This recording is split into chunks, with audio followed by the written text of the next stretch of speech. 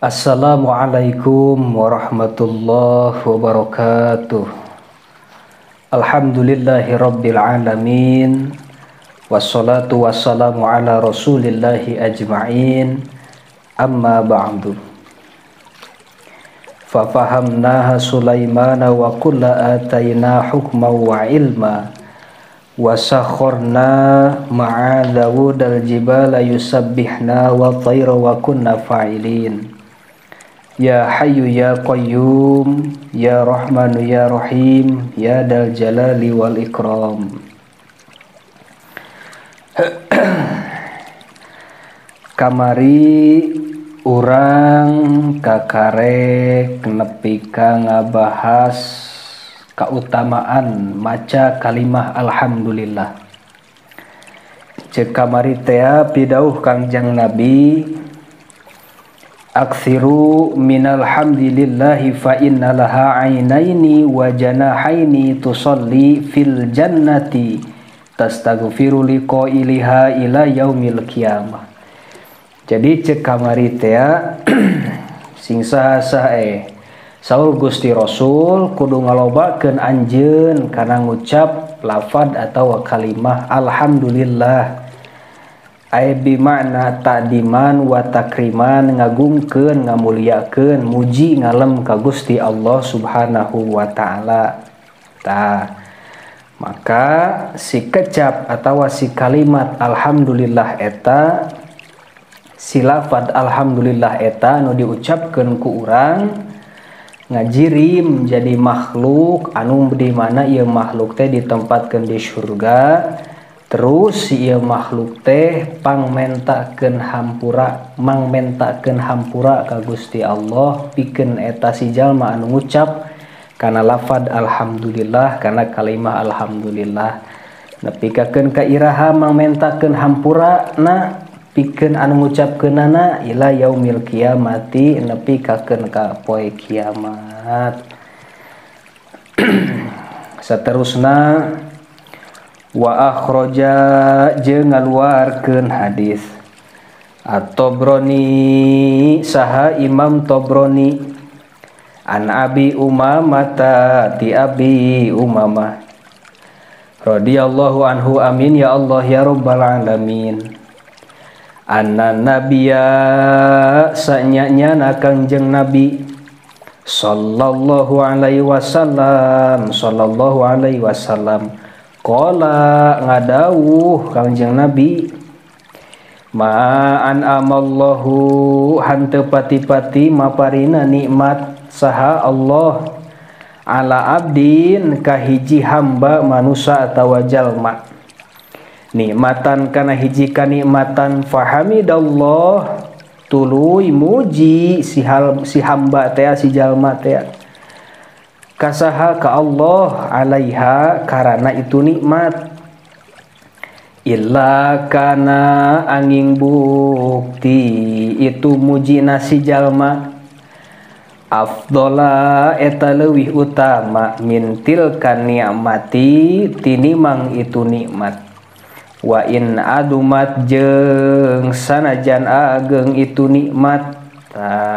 Jadi ketika jalma saur Kangjeng Rasul dipaparina nikmat ku Gusti Allah, entah itu rezeki anu teu disangka-sangka atawa dalam bentuk naon wae nikmatna nama, di mana hiji jalma dipaparina nikmat ku Gusti Allah terus eta si jalma teh ngucap alhamdulillah, muji ka Allah, ngalem ka Allah, syukur ka Allah, maka ganjaranana pahalana pikeun eta si jalma teh leuwih pohara, leuwih gede tinimang nikmat anu geus dibere, anu geus dibikeun ku Gusti Allah ka eta si jalma. Sok sanajan nikmat eta teh gede, tah pahalana mah ganjaranana mah leuwih gede tinimang nikmat anu geus dipasihkeun ku Gusti Allah ka urang atawa ka hamba atawa ka si jalma eta.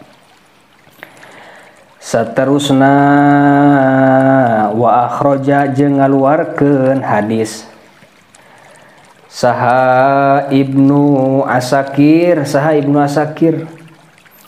An Anasin ti Anas radhiyallahu anhu, amin ya Allah ya rabbal alamin. Anna nabiyya nyana Kangjeng Nabi sallallahu alaihi wasallam qala ngadawuh Gusti Rasul, lau anna dunya lamun sanyana alam dunya kullaha tegesna sakabehna dunya bihadafiriha sarta pirang-pirang eusi sapinuhna dunya biadi rojulin dina eta di tangan hiji lalaki min ummati tina golongan umat kaula. Summa qala tuluy ngucap eta rojul alhamdulillah kana lafad alhamdulillah lakana tang tu bukti alhamdulillah pangucap alhamdulillah afdola eta leuwih utama min zalika tinimang itu alam dunia jeung sapinuhna atawa jeung saeusina. Jadi buleudna mah cindekna mah pahala ganjaran pikeun jalma anu ngucap kalimat alhamdulillah leuwih pohara leuwih gede nilaina tinimang dunia jeung saeusi-eusina kitu. Lamun dibandingkeun antara dunia jeung saeusi-eusina jeung pahala pikeun jalma anu ngucap kana kalimah alhamdulillah maka nilaina leuwih pohara keneh pahala pikeun jalma anu ngucap kana kalimah alhamdulillah tinimang dunia jeung saeusi-eusina. Wa fi hadisin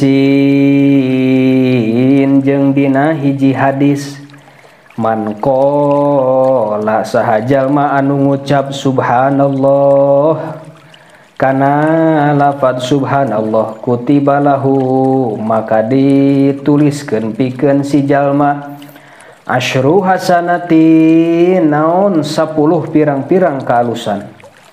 Wa man qala jeung saha jalma anu ngucap ieu jalma la ilaha illallah kana lafad la ilaha illallah kutibat maka dituliskeun pikeun si jalma isyruna naon 20 kaalusan.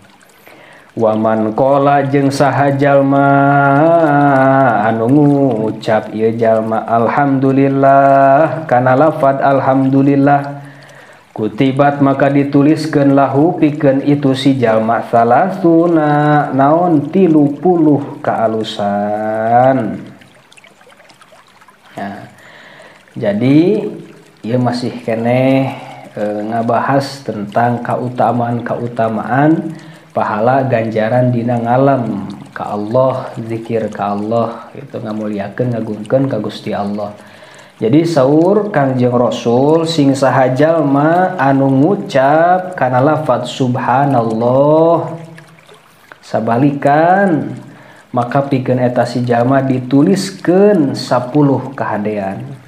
Terus deui sing saha jalma anu ngucap kana lafad atawa kalimah la ilaha illallah maka pikeun eta si jalma dituliskeun 20 kahadean.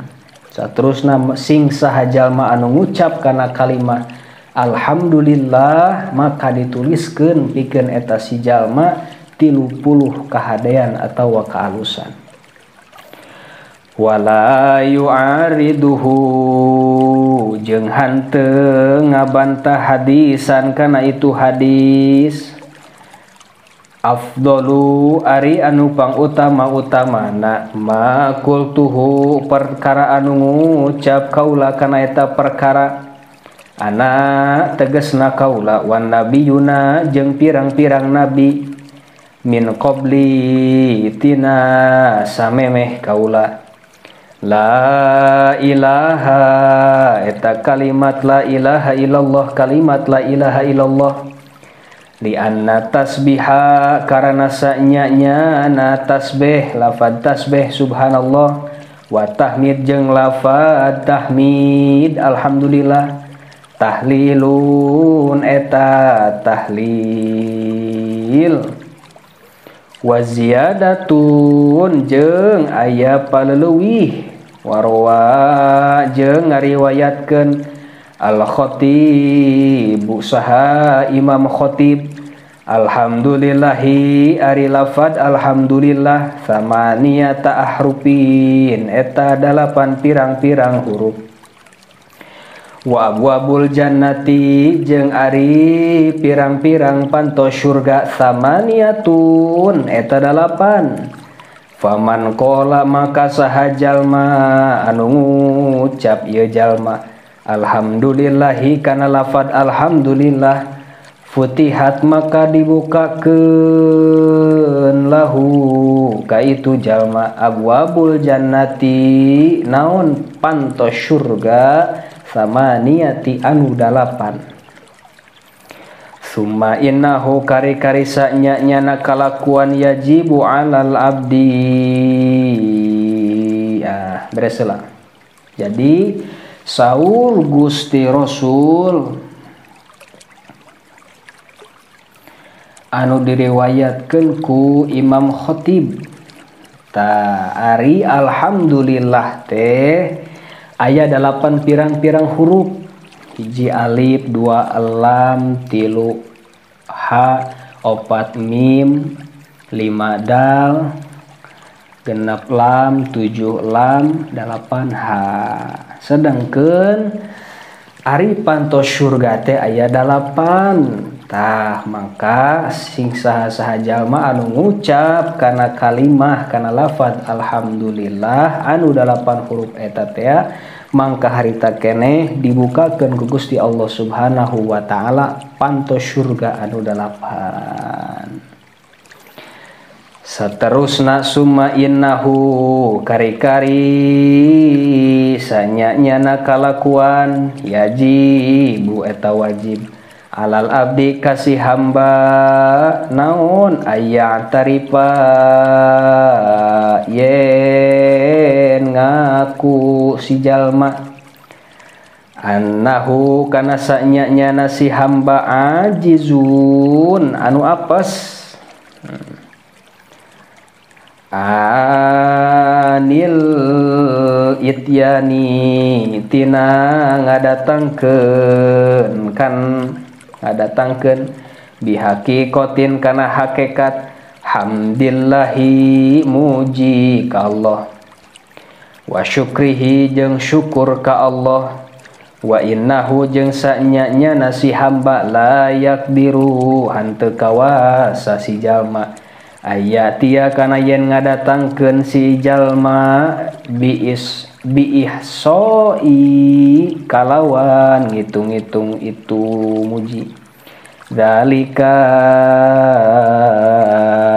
kalawan ngitung-ngitung muji syukur ka Allah walidha jeung kumargi kitu kana bukti Kangjeng Rasulullah sallallahu alaihi wasallam yaqulu ngadauh Kangjeng Nabi la uhsi hanteu tiasa ngitung kaula sanaan kana ngalem alaika ka Gusti anta tegasna ka Gusti kama asnaita saperti yen parantos ngalem Gusti ala nafsika kana zat Gusti wa yurwa jeung diriwayatkeun anna Musa naon sanyanyana Kangjeng Nabi Musa alaihi salam qala ngadawuh Musa ya Robbi he pangeran abdi mata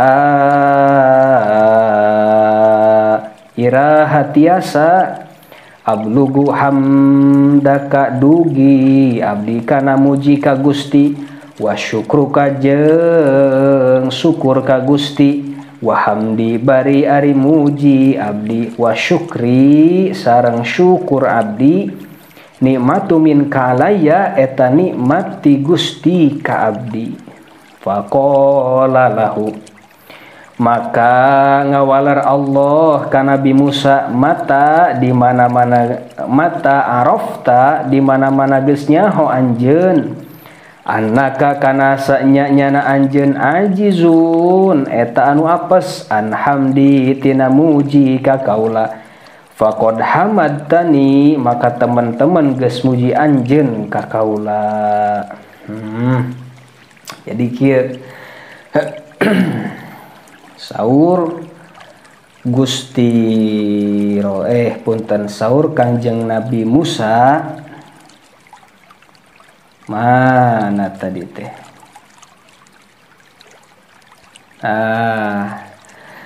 Kangjeng Nabi Musa nyarios kieu ka Gusti Allah kieu Gusti saur Kangjeng Nabi Musa buleud nama kieu jelasna nama mun dibahasakeun bahasa urang mah saur Kangjeng Nabi Musa ka Gusti Allah Gusti nikmat anu parantos dipasihkeun ku Gusti ka abdi teh sakitu poharana kumaha cara abdi nyukuranana Gusti saur Kangjeng Nabi Musa kumaha cara abdi ngalem ka Gusti sedengkeun ku bisana abdi syukur ka Gusti oge eta teh geus mang pirang-pirang nikmat ti Gusti ieu nikmat anu sejena kumaha abdi cara nyukurana Gusti abdi teu mampu pikeun nyukuran nikmat anu parantos dipasihkeun ku Gusti ka abdi kitu can bisa syukur abdi mah Gusti gitulah buleudna mah cek Kangjeng Nabi Musa teh tah saur Gusti Allah he Musa di mana-mana anjeun geus ngarasa teu bisa can bisa syukur ka kaula kana naon rupa nikmat anu geus dibikeun ku kaula ka anjeun eta oge salah sahiji bukti atawa tanda yen anjeun geus syukur ka kaula geus muji ka kaula kitu lah buleudna nama. Jadi ceuk Kangjeng Nabi Musa balikan dia cek Kangjeng Nabi Musa bisilir ya cek Kangjeng Nabi Musa kieu Gusti nikmati Gusti teh loba pisan abdi can bisa syukurna ka Gusti kumaha Gusti cara nyukuranana kana naon rupa nikmat nu ti Gusti teh abdi teu mampu Gusti kanggo nyukuranana cek Gusti Allah Musa ku anjeun ngarasa yen diri anjeun teu mampu can mampu nyukuran syukur ka kaula eta oge salah sahiji bukti anjeun yen diri anjeun teh geus syukur ka kaula geus muji ka kaula gitulah intina nama. Tah saterusna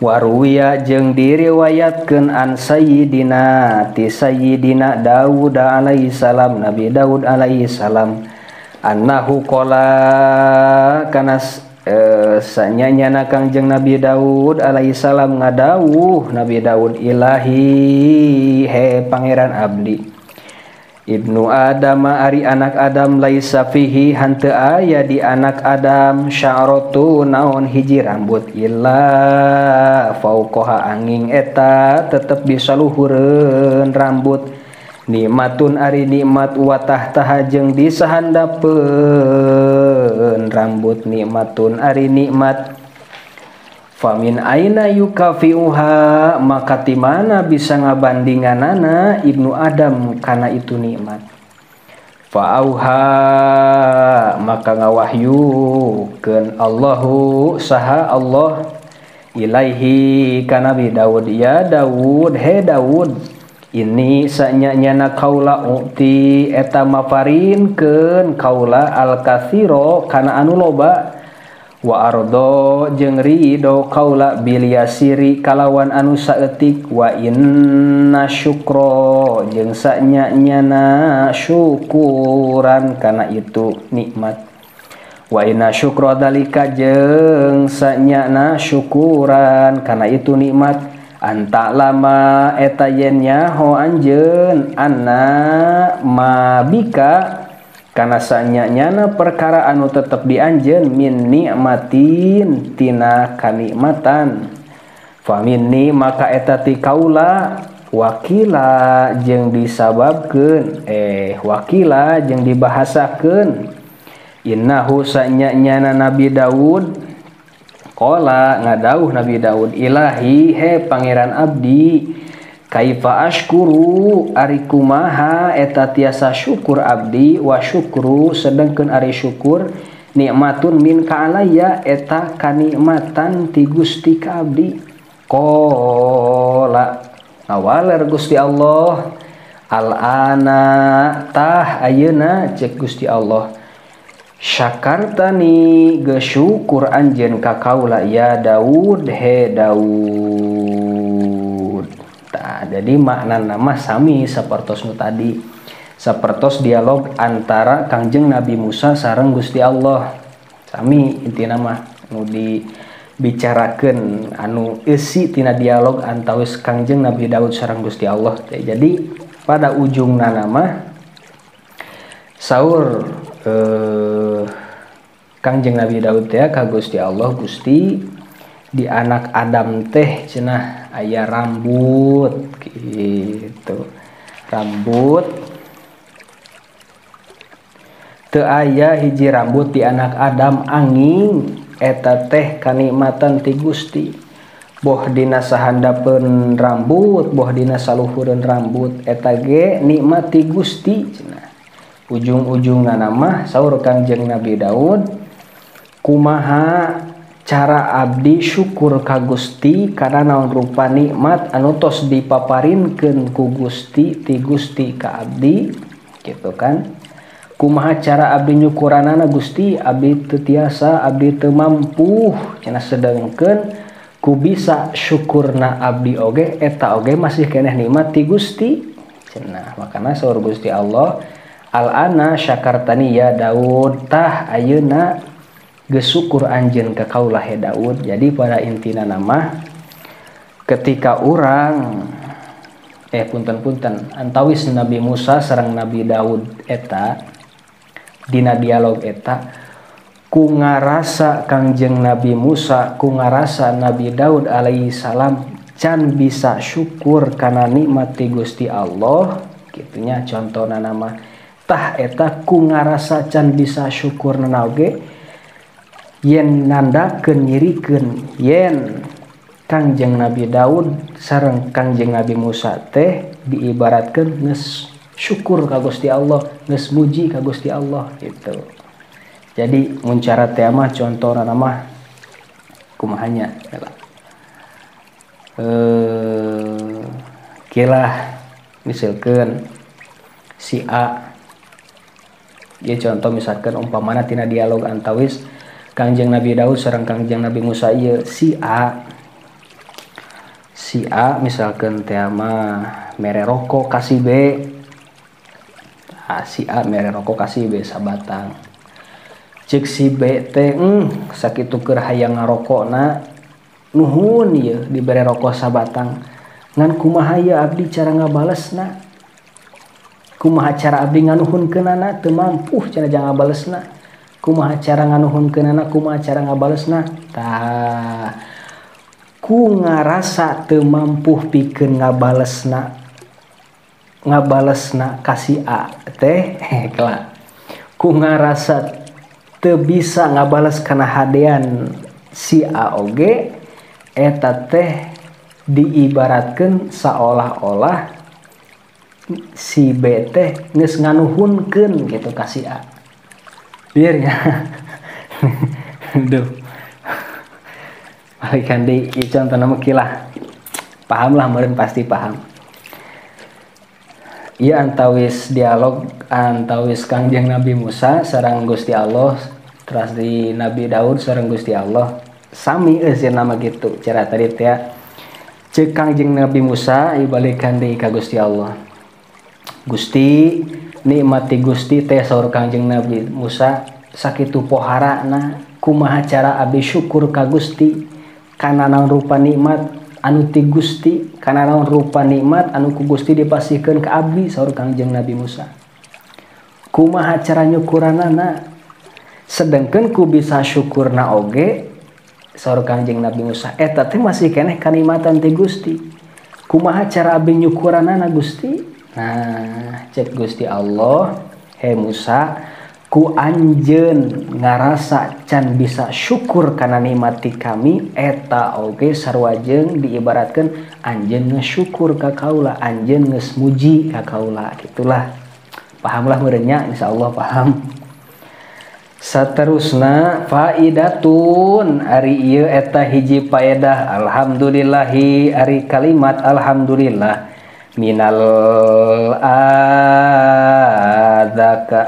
azkari eta satengah tina pirang-pirang zikir allati yajibu an wajib zikruha naon nuturkeun ieu zikir marrotan kalawan sakali fi umri dina saumur hirup. Jadi kalimah alhamdulillah ieu lafaz alhamdulillah ieu cenah wajib hukumna diucapkeun minimal saumur hirup sakali mah kudu cenah wajib. Alhamdulillahi minal azkari allati yajibu dzikruha marratan fi umri. Ari kalimah alhamdulillah eta satengah tina pirang-pirang zikir, kalimah zikir anu wajib diucapkeunana sakali saumur hirup. Jadi minimal saumur hirup mah pernah ngucapkan kalimah alhamdulillah.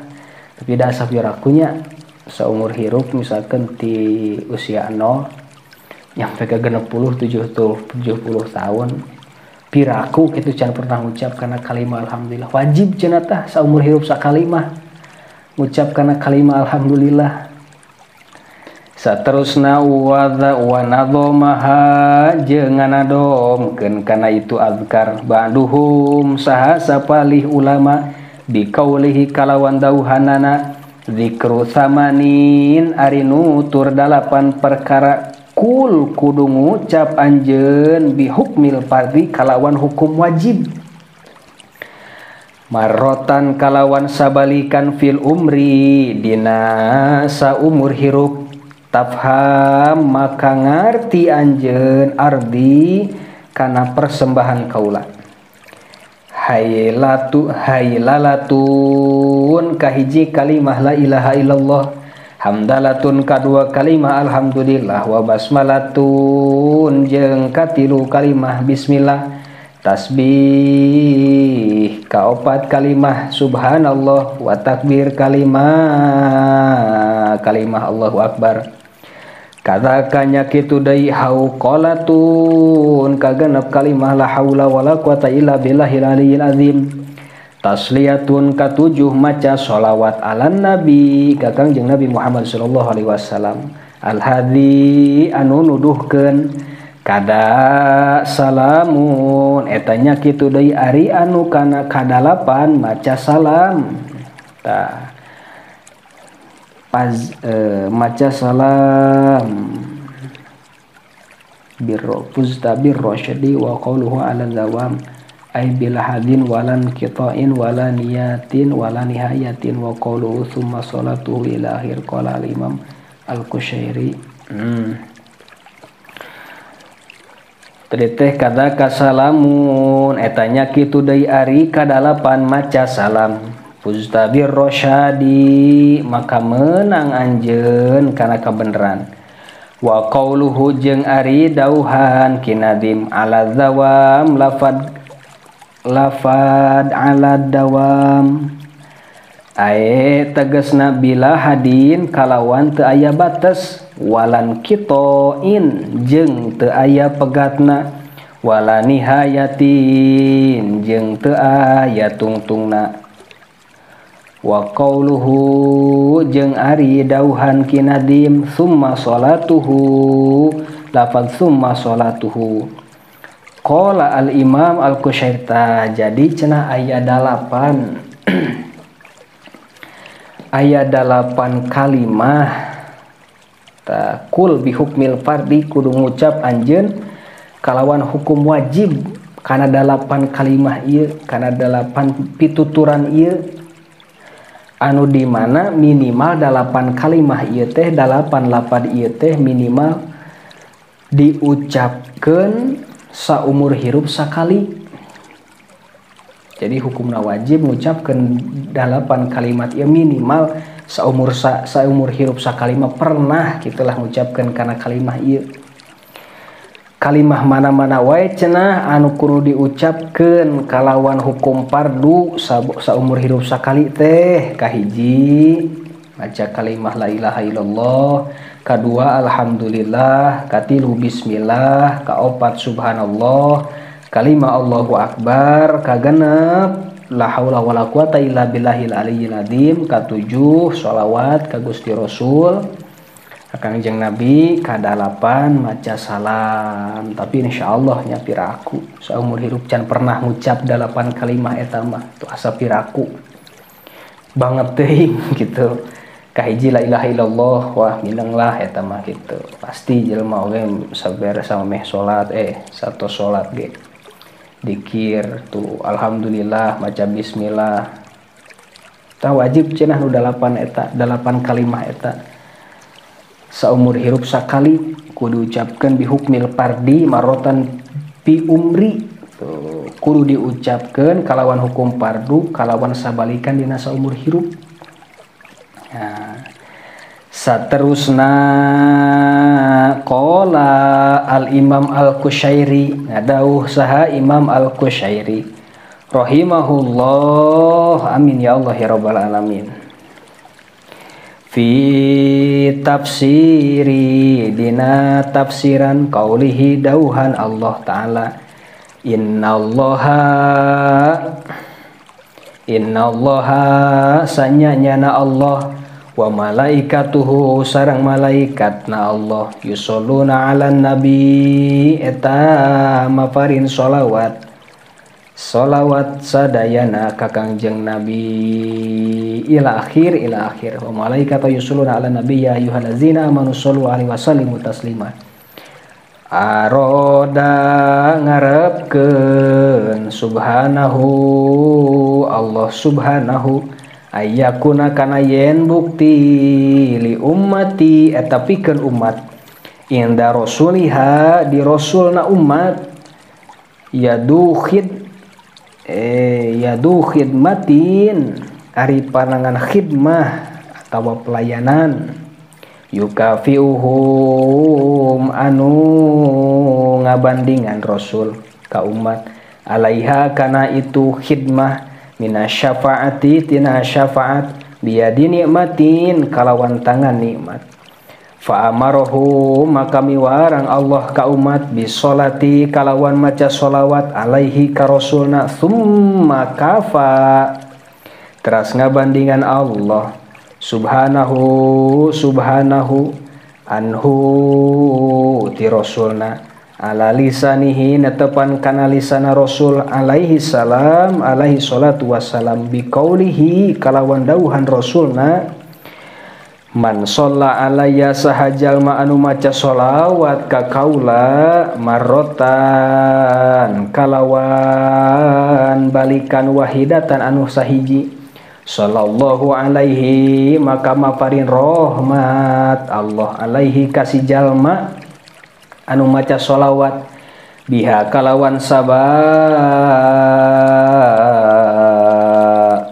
sabalikan sholawat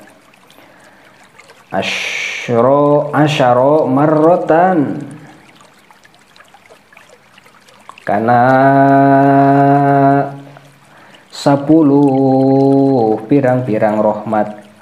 Wa fi hada jeung dina ieu hadis isyaratun ari ngisyarahan ila annal abdi kana sanyanya si hamba la yastagni eta hanteu ngalap sugih ani ziyadati tina nambahan minallahi ti Allah fi waqtin dina hiji waktu minal auqati satengah tina pirang-pirang waktu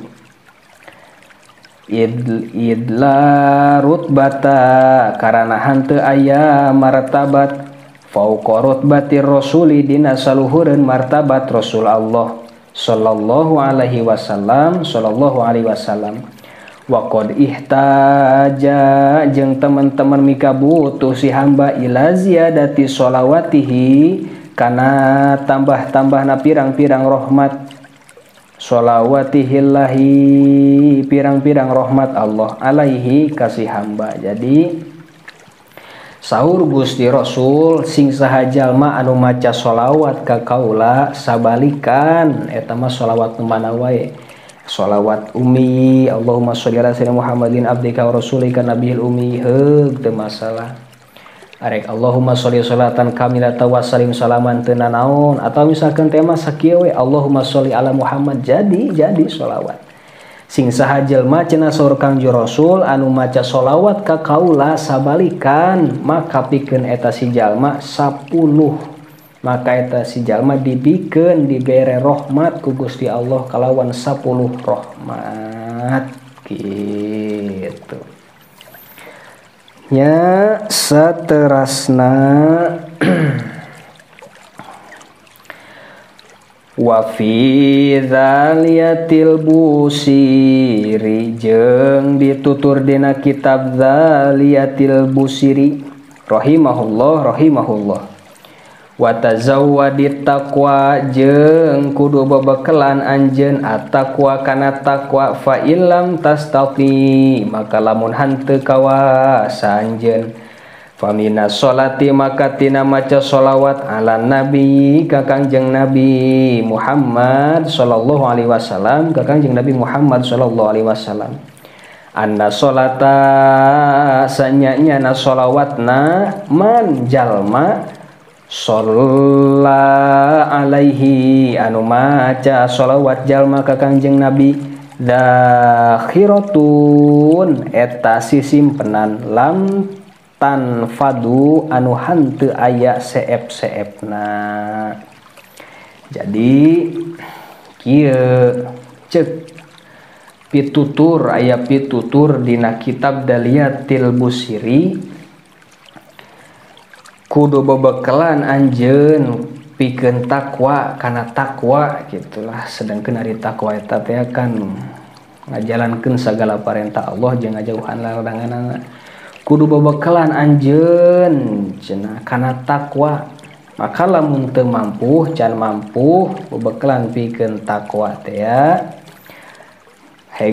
Lamun can mampu mah maca sholawat we ka Kangjeng Rasul cenah kitu. Maka sanyanya eta maca sholawat eta hiji amal hiji sisimpenan anu moal aya pegat-pegatna moal aya seep-seepna gitu. Pada intina nama maca sholawat eta insyaallah lamun urang loba maca sholawat ka Kangjeng Rasul eta salah sahiji bukti urang mika cinta ka Gusti Rasul. Sedangkan urang jaga di akhirat tangtu butuh pisan kana syafaat nanti Kangjeng Nabi. Tah ngan meureunan Gusti Rasul teh bakal nyapaatan bakal nulungan teh ka saha heula gitu kan. Ari ka jelema anu teu cinta ka Gusti Rasul make heulaanan kudu ditulungan kudu syafaatan ku Kangjeng Nabi. Tah Gusti Rasul jaga teh di akhirat bakal mere pertolongan mere syafaat gitu pikeun jalma pikeun umatna anu cinta ka Gusti Rasul. Tah salah sahiji yen naon cara pembuktian urang sebagai umatna kacintaan urang sebagai umatna ka Kangjeng Rasul sing seueur maca sholawat gitu. Bulan malah sedangkan saur Kangjeng Nabi syafaati yaumal qiyamati hakun faman lam yu'min biha lam takun bin ahliha. Syafaati yaumal qiyamati hakun syafaat kaula pertulungan kaula di poe kiamah hak bener ayana. Sing saha jalma nu teu percaya faman lam yu'min biha lam takun min ahliha. Jadi moal sing saha jalma nu teu percaya kana pertolongan kaula kana ayana syafaat kaula maka lain golongan ti umat kaula cenah kitu. Terus aya di dina sapali hadis syafaati yaumal qiyamati li ahlil kabair wa man kadzdzaba biha lam takun min ahliha. Jadi saur Kangjeng Rasul syafaat kaula pertolongan kaula jaga di poe kiamah pikeun jalma-jalma ti golongan umat kaula anu boga dosa gede. Kitu lah sing saha jalma anu ngabohongkeun teu percaya kana ayana pertolongan syafaat kaula jaga di poe kiamah maka lain bagian golongan ti umat kaulah itu. Makanya mudah-mudahan urang selaku umatna sing diaku umat ku Kangjeng Rasulullah sallallahu alaihi wasallam tah meureun salah sahiji carana supaya orang diaku sebagai umat ku Gusti Rasul ye cara pembuktianana cara ngabuktikeun yen urang cinta ka Gusti Rasul teh salah sawiosna kudu nyeueurkeun ngaos sholawat ka Kangjeng Nabi besar Muhammad sallallahu alaihi wasallam. Insyaallah kin dilajeng dina bagian anu saterasna. Wa qala Abu Laisi Asy-Syamarqandi idza aradta an ta'rifa anna sholata 'ala nabi sallallahu alaihi wasallam afdalu min sa'iril ibadah fa'dur qaulahu ta'ala innallaha wa malaikatahu yusholluna 'alan nabi wallahu a'lam bissawab. Subhanaka Allahumma wa bihamdika asyhadu an la ilaha illa anta wahdaka la syarika laka astaghfiruka wa atubu ilaik. Assalamualaikum warahmatullahi wabarakatuh.